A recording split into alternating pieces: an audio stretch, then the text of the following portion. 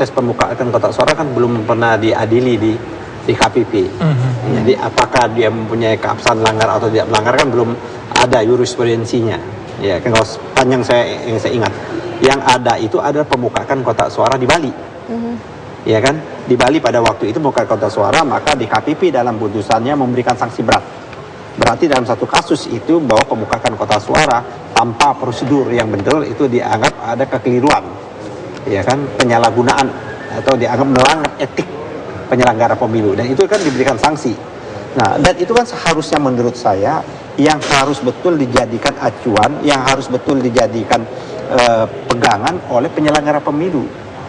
Kehati-hatian penting, kepatutan, kepantasan, kan di samping ada norma-norma yang ada kepatutan, kepantasan, dan kehati-hatian itu yang terjadi seperti itu.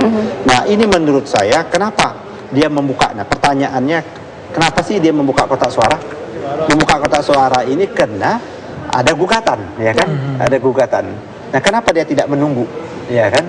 Ini ada menurut saya proses selalu yang diambil oleh kawan-kawan KPU ini selalu ingin cepat, ya kan? Sama juga, ya kan, ingin memutuskan ini tanggal 22 harus selesai. Mereka sudah punya 14 hari untuk rekapitulasi. Ya kan?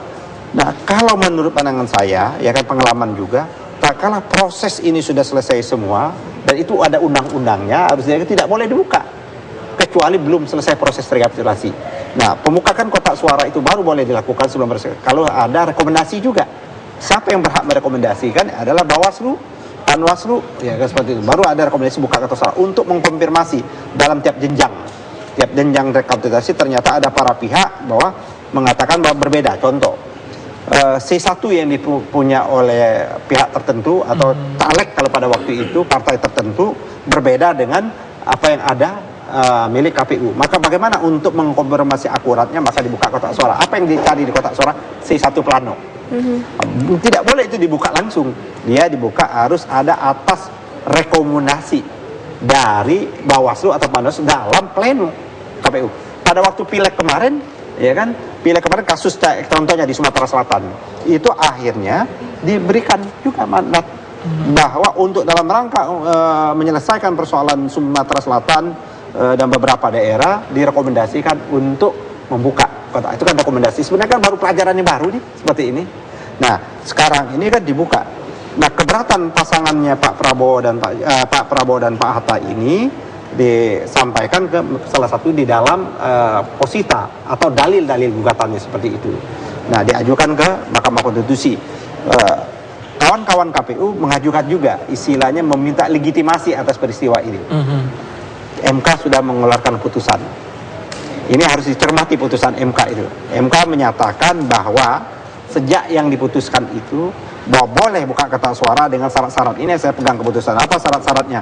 Mengundang saksi kedua pasangan calon, mengundang Panwas, pengawas atau Bawaslu dan Panwas, membuat berita acara pembukaan kotak suara dengan membuat keterangan dokumen apa saja yang diambil, meminta pengamanan dari Kepolisian Negara Republik Indonesia. Ini artinya azas kehati-hatian.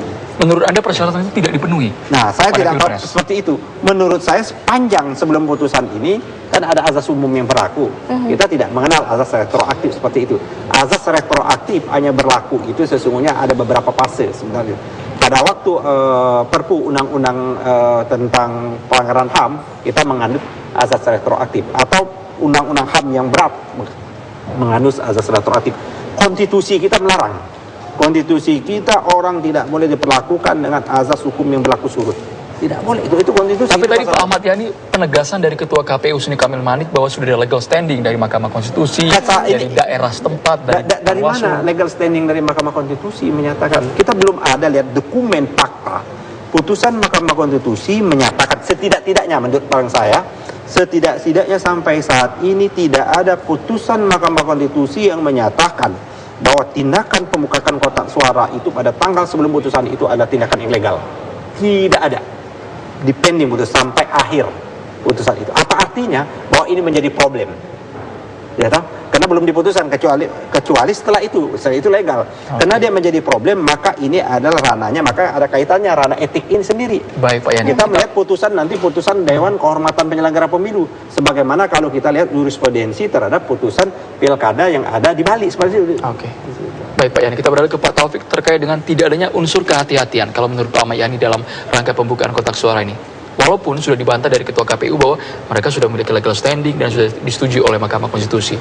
Pak Taufik melihat apakah sekelas Komisioner KPU, Ketua KPU tidak memiliki unsur kehati-hatian dalam rangka membuka kotak suara ini? Ya, ini ada pola pikir yang menurut saya ya konsisten dari KPU. Konsisten bahwa dia menganggap semua masalah itu adalah masalah formal, legal, hukum segala macam. Itu yang pertama. Konsisten yang kedua adalah saya orang yang berkuasa.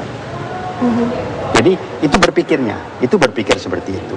Nah, berbicara di DKPP ini kan sidang ya. Sidang yang menilai apakah perilaku orang atau sekelompok orang dalam hal ini KPU itu melanggar norma-norma perilaku yang benar atau salah yang disusun secara formal dalam bentuk etika yang disebut dengan kode etik. Saya yakin DKPP tidak akan memberikan harus dihukum sekian tahun, enggak. Hanya perilaku Anda tidak patut, tidak bagus, keliru, salah dan sebagainya. Nah, itu kan dirasa gitu. Jadi bukan mencari pembenaran dan lain sebagainya. Contoh lagi nih, kalau kita pesta kawin nih. Tuan rumah yang undang kita diundang mau datang boleh, nggak mau datang juga boleh. Ini mereka bukan pemegang amanah, tapi pengundang itu pada pidato pembukanya ditutup dengan kami mohon maaf kalau ada kekurangan di sana sini. Ada rasa saya tidak sempurna ini. Saya ngarepin KPU tuh ngomong begitu. Tapi sejauh ini Anda melihat KPU terlalu banyak membela diri atau seperti apa? Bukan bela diri, tidak jujur, tidak terlihat indikasi dia jujur mengakui bahwa nobody's perfect. Setiap organisasi punya kekurangan, saya juga, saya mohon maaf kalau kurang, oke di mana kurang, bukan saya nggak pernah salah. Ini kan perilaku pola pikir yang mengabaikan perilaku, saya tidak ada salahnya. You bilang begitu, saya bilang gini. Saksi dari pemohon bilang ABCD, dia bantah. Mestinya menurut saya perilakunya itu oke, dia bilang ini, saya sih lihatnya begini, Pak Hakim silakan. Dan ini enggak, dia berantem. Itu kan perilaku yang apa sih? Tapi kan begini Pak Taufik, sebelumnya Ketua KPU sudah mengkonfirmasi bahwa mereka sudah mengakomodir semua kecurangan yang ada di lapangan melalui Bawaslu. Masuk laporan itu. Akomodir atau enggak itu persepsi pemaknaan dia.